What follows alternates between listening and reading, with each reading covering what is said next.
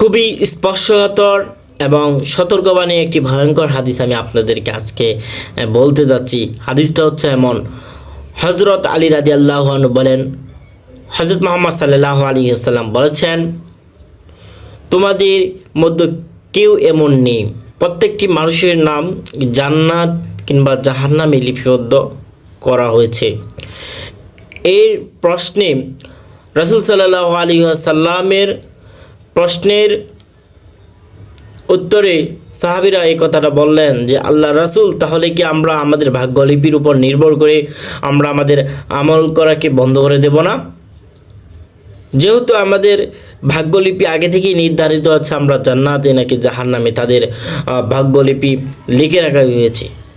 তখন আল্লাহ রাসূল বলেন যে, না, কখনোই না, তোমরা আমল করতে থাকো, তোমরা আমল করতে থাকো, তোমরা আমল ছেড়ে দিও না।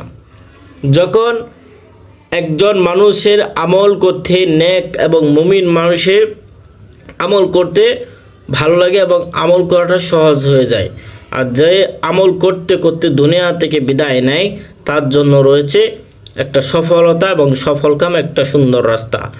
আর যে কিনা গাফেল হয়ে যায় এবং গুনাহের উপরে লিপ্ত থাকে এবং গুনাহ করতে করতে দুনিয়া থেকে বিদায় হয়ে যায়, তার জন্য যে জাহান্নামী বা দুজকি হয়, তার জন্য গুনাহ করাটা ইজি হয়ে যায়, সহজ হয়ে যায়। কিন্তু আমল করাটা তার কাছে কষ্টকর মনে হয়, আমল করতে তার ভালো লাগে না, আমল তার কলবে আসে না, তার আমল ভালো লাগে না এবং তার জন্য গুনাহ করতে বেশি ভালো লাগে এবং গুনাহটা তার জন্য ইজি এবং সহজ একটা রাস্তা তৈরি হয়ে যায়। তাই আল্লাহ রাসূল বলেছেন, তোমরা কখনো গুনাহের কাছেও যাও না এবং যত কানি